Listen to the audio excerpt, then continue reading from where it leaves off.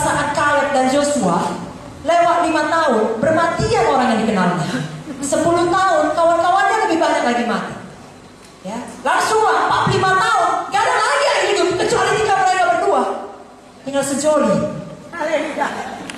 Kakek-kakek yang paling tua, hanya mereka berumur 85 tahun. Ada banyak kesempatan untuk meragukan janji Tuhan.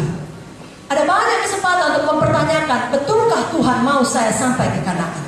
Saudara pun, setan akan banyak bicara, betulkah saya dipanggil Tuhan? Betulkah Tuhan mau saya melakukan ini? Karena saudara lihat, saya tetap kekurangan misalnya. Saya tetap susah dapat izin misalnya. Udah banyak kali saya muridkan, sudah bertahun-tahun saya capek memuridkannya. Tiba-tiba, bye-bye katanya, pilih dia ke gereja lain. Lalu banyak pertanyaan saudara dan berkata, betulkah? Betulkah? Jangan diambil kesempatan untuk menyerah itu. Jangan dijawab pertanyaan setan dan berkata betul. Salah. Setan selalu berdusta. Bapa berdusta. Suaranya dari neraka, suara kematian. Jangan saudara terima. Kalau Tuhan berjanji, Tuhan menggenapi. Kalau Tuhan memanggil, Tuhan memperlengkapi. Tuhan mengurapi. Dia yang memulai pekerjaan yang baik akan meneruskannya hingga pada hari Kristus. Jangan pernah menyerah saudaraku. Saudara dan masing-masing kita punya Hebron. Masing-masing kita punya panggilan yang harus selesaikan. Jangan pernah berhenti di tengah jalan, walau banyak penderitaan. Saudaraku, Filipi 1 ayat 29, saya bacakan beberapa ayat. Maukah saudara mendengarnya? Kita harus membaharui pikiran kita seturut dengan firman. Amin. Filipi 1 ayat 29 berkata, sebab kepada kamu dikaruniakan bukan saja untuk percaya kepada Kristus, melainkan juga untuk menderita untuk Dia. Jadi sebenarnya sebagai anak-anak Tuhan, kalau datang penderitaan tantangan, tidak usah bingung, tidak usah kecewa, tidak usah dengar tipu daya setan mengatakan, betulkah Tuhan menyertaimu? Betul. Saudara bilang Filipi 1:29, kepada saya dikaruniakan bukan saja untuk percaya, untuk menderita. Justru kalau hidup saudara senang terus, saudara harus bertanya, apakah ada yang salah dengan pelayanan saya? Kenapa tak ada penderitaan? Kenapa tak ada bentukan? Apakah saya sudah kompromi? Apakah saya hanya mencari jalan aman? Apakah saya hanya selama ini berusaha berkenan pada manusia? Galatia 1:10 berkata, bagaimana sekarang ini? Adakah ku cari kesukaan manusia atau kesukaan Allah? Adakah ku coba berkenan pada manusia? Perhatikan baik-baik, belum dilakukannya, masih mencoba. Adakah ku coba berkenan pada manusia? Sekiranya aku masih sikap hati loh, masih mau mencoba berkenan pada manusia, maka aku bukanlah hamba Kristus. Sekali lagi, bukan apa kata manusia yang perlu. Mari kita baharui pikiran kita, apa kata Tuhan.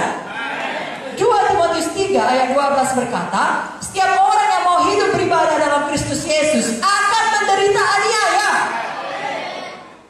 1 Tesalonika 3 ayat 2, lalu kami mengirim Timotius, saudara yang bekerja dengan kami untuk Allah dalam pemberitaan Injil Kristus, untuk menguatkan hatimu dan menasehatkan kamu tentang imanmu. Semua berkata, iman saya.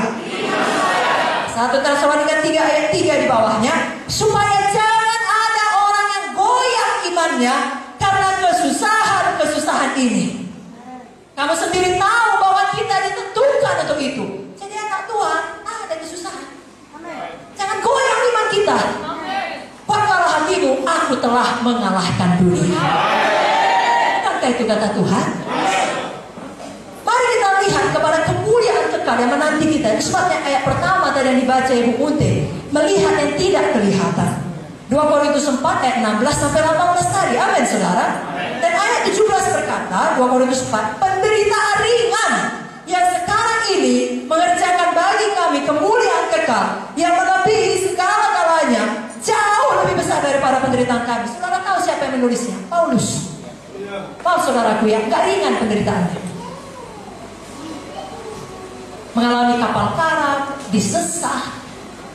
Lalu dia berkata, penderitaan ringan yang sekarang ini. Jadi saudara, saya bukan mengecilkan penderitaan kita. Mungkin ada saudara merasa betul-betul menderita, dan memang betul-betul saudara menderita. Tapi kita letakkan pada perspektif yang benar seperti yang disampaikan firman oleh Paulus. Itu penderitaan ringan dibandingkan kemuliaan kekal yang menantikan.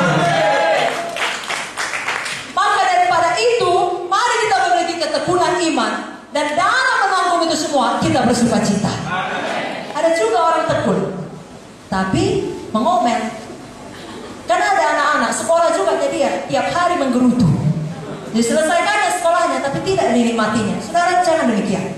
Saudara punya ketekunan iman, walau menghadapi penderitaan, aniaya, tantangan, saudara sukacita. 1 Petrus 4 ayat 13. Sebaliknya, bersukacitalah sesuai dengan bagian yang kamu dapat dalam penderitaan Kristus, supaya kamu juga boleh bergembira dan bersukacita pada waktu Ia menyatakan kemuliaannya. Sore hari ini dalam pertolongan Roh Kudus, kita semua punya roh Kaleb. Kurang kuat amennya. Kita punya komitmen ketetapan hati seperti Kaleb. Berapa lama pun janji Tuhan bagiku, aku tidak akan menyerah. Kalau ada di antara saudara tempat ini masih mengalami penyakit, bergumul dengan keadaan finansial, dan ada janji Tuhan, saudara